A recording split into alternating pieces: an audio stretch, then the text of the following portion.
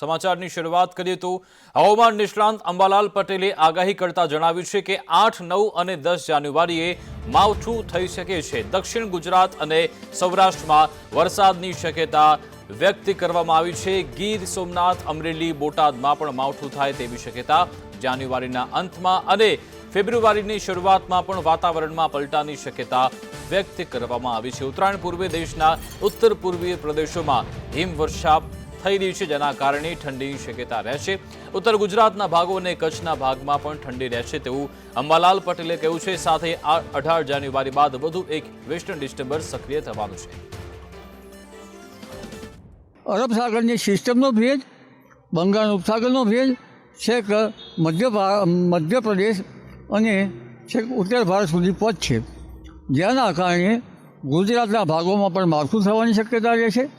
જેમાં ઉત્તર ગુજરાતના ભાગો, મહેસાણા, સમી, હારીજના ભાગો, પાલનપુર, ડીસા, બનાસકાંઠાના કોઈ ભાગોમાં વરસાદ થવાની શક્યતા રહેશે। પ્રધાનમંત્રી મોદી આવતીકાલથી ગુજરાત આવી રહ્યા છે। પીએમ મોદી આવતીકાલે રાત્રે અમદાવાદ એરપોર્ટ આવી પહોંચશે અને રાજભવનમાં રાત્રિ રોકાણ કરવાના છે। 9 જાન્યુઆરીએ વાયબ્રન્ટ સમિટને તે ખુલ્લી મૂકવાના છે। વાયબ્રન્ટ ગુજરાત ગ્લોબલ ટ્રેડ શોનું પણ ઉદ્ઘાટન તે કરવાના છે। વાયબ્રન્ટ સમિટમાં રાષ્ટ્રપ્રમુખો સાથે દ્વિપક્ષીય વાર્તા કરશે। 9 જાન્યુઆરીએ પીએમ મોદી રોડ શો પણ કરવાના છે અને યુએઈ પ્રેસિડેન્ટ પણ આ રોડ શોમાં હાજર રહેવાના છે। અમદાવાદ એરપોર્ટથી લઈ સાબરમતી આશ્રમ સુધી આ રોડ શોનું આયોજન થયું છે। 7.5 કિલોમીટરનો આ રોડ શો યોજાવાનો છે, જેની અંગે તૈયારીઓ પૂર્ણ થઈ ચૂકી છે।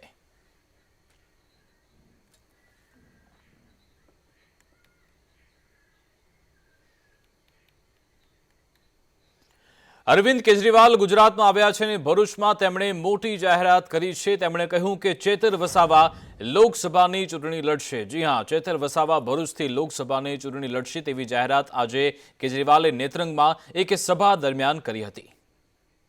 તો જનતા વિપક્ષ ઓફ ઇન્ડિયાએ આજે કોંગ્રેસ કાર્યાલય પર વિરોધ કરવા પહોંચ્યા હતા તેમના કાર્યકરો। રામ મંદિર મુદ્દે જનતા વિપક્ષ ઓફ ઇન્ડિયાએ વિરોધ કર્યો। તેમણે કહ્યું કે કોંગ્રેસે પોતાનું સ્ટેન્ડ ક્લિયર કરવું જોઈએ। ભજન મંડળીઓને લઈ આજે કોંગ્રેસ કાર્યાલય ખાતે દેખાવ કરવા પહોંચ્યા હતા। જોકે ઘર્ષણ ન થાય તે માટે પોલીસની ટીમ પણ અહીંયા આવી પહોંચી હતી।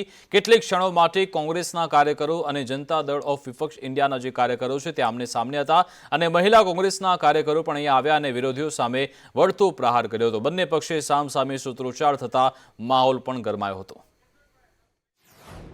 રામ મંદિર પ્રાણ પ્રતિષ્ઠા મહોત્સવમાં કોંગ્રેસ પોતાનું સ્ટેન્ડ નક્કી કરે। શ્રીમતી સોનિયા ગાંધી વિદેશી નારી છે અને હિન્દુ નથી, તેમને રામ મંદિર પ્રાણ પ્રતિષ્ઠા સમારોહ બાબતે કોંગ્રેસનું સ્ટેન્ડ લેવા માટે તેઓ વિલંબ કરી રહ્યા છે। પૂર્વ પ્રધાનમંત્રી જવાહરલાલ નહેરુના સમયમાં બાબરી મસ્જિદમાં રામલલ્લાની પ્રતિમાની સ્થાપના થઈ હતી।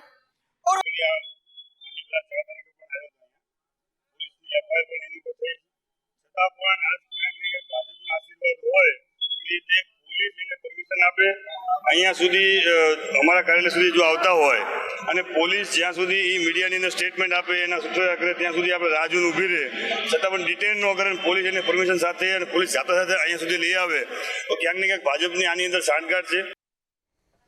સુરેન્દ્રનગરના સાંસદ અને મંત્રી એવા મહેન્દ્ર મુજપરાએ આજે તોડબાજ અધિકારીઓ મામલે ટકોર કરી છે। તેમણે ફૂડ એન્ડ ડ્રગ્સ કમિશનરને કહ્યું, આમના પર લગામ લગાવો।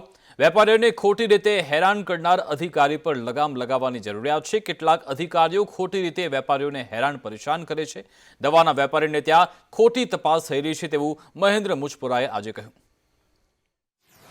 કેટલાક બધા જ અધિકારીઓ આવા નથી, પણ કેટલાક અધિકારીઓ જે રીતે જે સ્ટોકિસ્ટને અને રિટેલ મેડિકલ સ્ટોરની પાસે અચાનક જઈને જ્યારે ફૂલ પેશન્ટોને કીધી, એક બાજુ સિરિયસ દર્દીઓના સગા પેશન્ટોની દવા માટે લાઇનમાં હોય ત્યારે મેડિકલ સ્ટોરમાં જઈને એને ત્યાં રેડના સ્વરૂપે પહોંચે અને એક બાજુ સિરિયસ દર્દીના સગા દવા માટે આજીજી કરતા કે સાહેબ અમારી પહેલી દવા અમને આપી દો, પછી તમે ચેકિંગ કરો। અને પછી એ સમયે ક્યારેક દર્દીઓને પણ પોતાના સગાનું દર્દીઓને જીવનું જોખમ પણ રહેતું હોય છે। અમુક ઇન્સ્પેક્ટરો દ્વારા અમુક કેમિસ્ટોને હેરાનગતિ થાય છે, તો ચોક્કસ એ બાબતમાં અમે ધ્યાન રાખીશું। જે પીક સિઝનની અંદર જુલાઈમાં જે સાહેબે વાત કરી કે અમુક ઓફિસરો કેમિસ્ટોને બરાબર ઘેરાઈ ગયો ત્યારે હેરાન કરતા, એ બાબતે પણ ઇન્સ્પેક્ટરનું ધ્યાન દોરવામાં આવશે, જેથી કરીને બિનજરૂરી કોઈને મુશ્કેલી ના પડે. લોકસભા ચૂંટણી પહેલા સામાજિક સંગઠનો શક્તિ પ્રદર્શન કરી રહ્યા છે, તેવામાં આજે ક્ષત્રિય સમાજે પણ શક્તિ પ્રદર્શન કર્યું છે. રાજકીય શક્તિ બતાવવા માટે જ એક સંમેલનનું આયોજન થયું. ક્ષત્રિય સમાજના પ્રમુખ એવા કરણસિંહ ચાવડાએ કહ્યું કે રાજકીય રીતે ક્ષત્રિય સમાજને હાંસિયામાં ધકેલાયો છે. ક્ષત્રિય સમાજનું વર્ચસ્વ હવે ઊભું કરાશે. રાજકીય પક્ષો ક્ષત્રિય સમાજની ઉપેક્ષા હવે નહીં કરી શકે. માંડલના વિઠલાપુર ખાતે ક્ષત્રિય એકતા મહાસંમેલનનું આયોજન હતું. ગુજરાત ક્ષત્રિય સભા અને 4484 રાજપૂત સમાજ દ્વારા આ મહાસંમેલનનું આયોજન કરાયું હતું. વિવિધ મુદ્દાઓને લઈ અહીંયા ચર્ચા પણ થઈ હતી. કોઈ પણ પક્ષ કે સરકાર એ ક્ષત્રિય રાજપૂત સમાજની અવગણના કરી શકશે નહીં. સાથે સાથે અનેક મુદ્દાઓ એવા છે કે જેમનું આજે અમે ચિંતન અને મનોમંથન કરવાના છીએ. સ્થાનિક કક્ષાએ આપ જુઓ કે કેટલી બધી કંપનીઓ આવી છે આ વિસ્તારની અંદર. સરકારનો પરિપત્ર છે કે 80% યુવાનોને રોજગારી આપવી જોઈએ, પણ ખરેખર રિયાલિટી ચેક કરતાં એવું અમને લાગ્યું અમારા પ્રવાસ દરમિયાન કે 80% સ્થાનિક યુવાનોને રોજગારી આપવામાં આવતી નથી. ક્ષત્રિય સમાજ આજે ના કેવળ ક્ષત્રિય સમાજની પણ સમગ્ર ક્ષત્રિય સમાજની વિધવા બહેનોને જે 1250 રૂપિયા પેન્શન મળે છે એ નજીવું કહેવાય. એ પેન્શન સરકાર વધારીને 5000 કરે. આવનારી લોકસભાની અંદર ક્ષત્રિય સમાજને 26માંથી 6 બેઠકો મળે. અમે સમગ્ર ગુજરાતના પ્રવાસ દરમિયાન જે ડેટા એકત્રિત કર્યો છે એ મુજબ વિધાનસભામાં ઓછામાં ઓછી 40 બેઠકો એવી છે કે જેમાં કેવળ ને કેવળ ક્ષત્રિય સમાજ, એટલે ક્ષત્રિય સમાજ સંકુચિત નથી.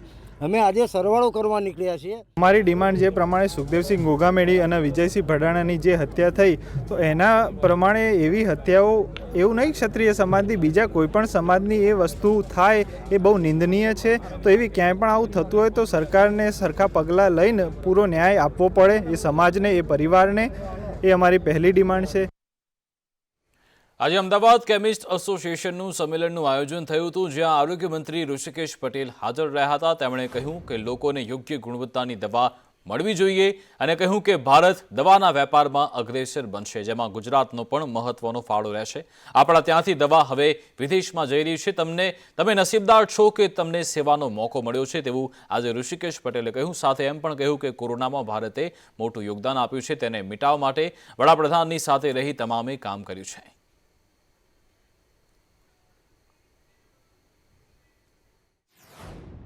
આવતા સમયમાં ભારતે દવાના વેપારમાં અને એમાં પણ ખાસ કરી ગુજરાત ખૂબ અગ્રેસર છે. વિકાસ 1/3, પ્રોડક્શન 1/3, અને આપ સૌના સહકાર થકી અને મેન્યુફેક્ચરિંગ યુનિટ દ્વારા જે પ્રકારે ભારતને દવાઓ મળી રહી છે ને વિદેશોમાં પણ આ દવાઓનો વ્યાપ થઈ રહ્યો છે. આમ તો આપ સૌ નસીબદાર છો કે સેવાની તક મળી છે. નશાકારક દવાના વેચાણ મુદ્દે આરોગ્ય મંત્રીએ નિવેદન આપ્યું કે વેપાર માપમાં કરો પણ સારો કરો. દેશને નુકસાન થાય તેવી દવાનું વેચાણ ન થવું જોઈએ. વેપારીઓ નુકસાનકારક દવા ન વેચે તેવી પણ વિનંતી આજે આરોગ્ય મંત્રીએ કરી. દવા માટે બરાબર છે પણ નશા માટે નહીં. આ એકમાત્ર વેપાર છે જ્યાં નફો કમાવા કાયદો છે. લાયસન્સ વગર ધંધો થાય તેમના વિરુદ્ધ કાર્યવાહી થવી જોઈએ. એનડીપીએસ, કોડીન સહિતની દવા પણ વેચાઈ રહી છે. અને ખાસ કરી અત્યારે તો એક ચેલેન્જીસ આપણા સમક્ષ જે છે, અને એમાં પણ ખાસ કરીને દવાના વેપારીઓ, જે લોકો ખોટી રીતે ધંધો કરે છે ને જેની પાસે લાયસન્સ નથી કે જેની પાસે દવાની દુકાનનું પાટિયું નથી, એવા લોકો ધંધો, એના માટે તો સખ્તાઈથી કામ કરી શકાય. પરંતુ જ્યારે દવાની દુકાન ઉપર હજુ પણ આપણું યુવાધન, આપણી આવતી પેઢી ક્યાંય નશાના રવાડે ના ચડે, એ જોવાનું કામ આપણું સૌનું છે. ગુજરાત કેમિસ્ટ એન્ડ ડ્રગિસ્ટ એસોસિએશનના પ્રમુખે નિવેદન આપતા કહ્યું કે કોઈપણ વ્યક્તિ દવાના ડિસ્કાઉન્ટ બોર્ડ નહીં મારી શકે. જો ડિસ્કાઉન્ટનું બોર્ડ લગાવાયું તો કડક કાર્યવાહી થશે. ખોટી દવામાં મોટું ડિસ્કાઉન્ટ આપવામાં આવે છે. ફૂડ એન્ડ ડ્રગ્સમાંથી પણ લાયસન્સ રદ થશે. ફાર્મસી કાઉન્સિલ પણ આ લાયસન્સ રદ કરશે. कि देश में दवाओं का मूल्य का निर्धारण एनपीपीए द्वारा किया जाता है, नेशनल फार्मेसी प्राइसिंग अथॉरिटी द्वारा किया जाता है। जब देश में एक कॉमोडिटी ऐसी है कि जो 10 और 20% का मार्जिन डी कंट्रोल कैटेगरी पे और कंट्रोल कैटेगरी पे 8 और 16% का मार्जिन जब एक देश के केंद्र सरकार का एक विभाग करता है।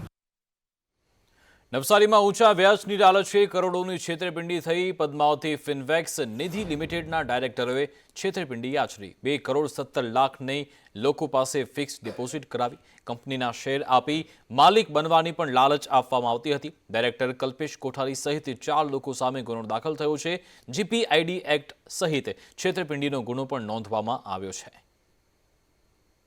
દાહોદના ઉસરવાણ ગામે દારૂની મહેફિલ મુદ્દે તપાસ થઈ, જ્યાં વરરાજા સહિત 22 નબીરાઓ દારૂની મહેફિલ માણતા ઝડપાયા હતા, જેમનું આજે મેડિકલ ચેકઅપ કરાયું।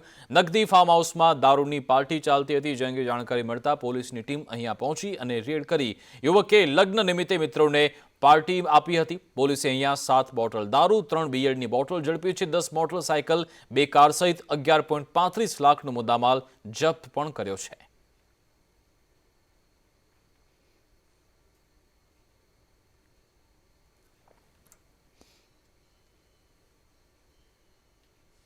અમદાવાદમાં સસ્તું સોનું આપવાની લાલચે છેતરપિંડી આચરવામાં આવી। નકલી સોનું આપતા 5 શખ્સોને ગ્રામ્ય એસઓજીએ ઝડપી પાડ્યા। બગોદરાથી ધંધુકા રોડ પરથી આરોપીઓને ઝડપાયા છે। પોલીસે આરોપી પાસેથી કુલ 24 લાખનો મુદ્દામાલ જપ્ત કર્યો। 18.99 લાખનું અસલ, 2.95 લાખનું નકલી સોનું પણ જપ્ત કર્યું। ગ્રામ્ય એસઓજી પોલીસ આ અંગે તપાસ કરી રહી છે।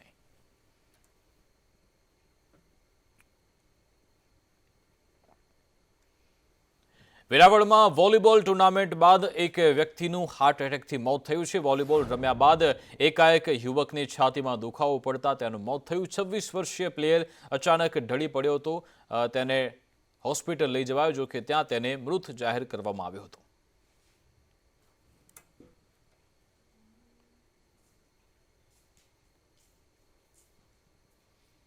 બનાસકાંઠા આરઆર સેલ ભુજની ટીમે થરાદમાં રેડ કરી અને શંકાસ્પદ ખાતરનો જથ્થો ઝડપી લીધો છે। 2.66 લાખની કિંમતની 1000 ખાતરની શંકાસ્પદ બોરી અહીંયાથી ઝડપવામાં આવી છે। ખોડા નજીક પેટ્રોલ પંપ પર ઉભેલ 2 ગાડીમાંથી શંકાસ્પદ ખાતરનો જથ્થો ઝડપવામાં આવ્યો। ખેતીવાડી અધિકારીની ટીમ અને થરાદ પોલીસની ટીમ ઊંઘતી રહી અને આરઆર સેલ ભુજે દરોડા પાડી આ ખાતરનો જથ્થો ઝડપી પાડ્યો।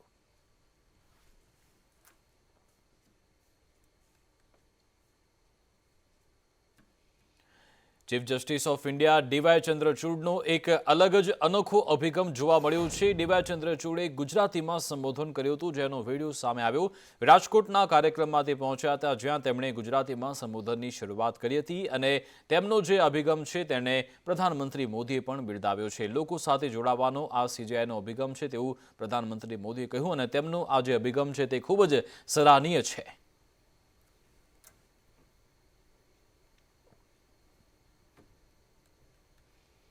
માવઠાની આગાહી વચ્ચે હાપા માર્કેટિંગ યાર્ડની ગંભીર બેદરકારી સામે આવી। માવઠાની આગાહી વચ્ચે યાર્ડમાં ખુલ્લામાં જણસી જોવા મળી। યાર્ડમાં તકેદારીના પગલાં લેવાયા નથી। મગફળી, કપાસ, લાલ મરચા, ડુંગળી ખુલ્લામાં જોવા મળી છે।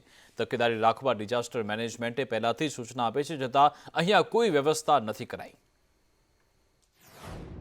હવામાન ખાતાની માવઠાની આગાહીના પગલે જામનગરના હાપા માર્કેટિંગ યાર્ડમાં લસણ, મરચા, કપાસના પાલની જણસોની આવકો સદંતર બંધ કરી દેવામાં આવી છે અને વેપારીઓને પણ સૂચના આપવામાં આવેલ છે કે તેઓનો જે કાંઈ ખુલ્લામાં માલ પડેલ હોય તે માલ તાત્કાલિક સલામત સ્થળે ખસેડી લેવો અથવા તો તાલપત્રી ઢાંકવાની વ્યવસ્થા કરી દેવી। ખુલ્લામાં ઉતરતી તમામ જણસોની આવકો યાર્ડમાં નવી જાહેરાત ન થાય ત્યાં સુધી બંધ કરવામાં આવેલ છે।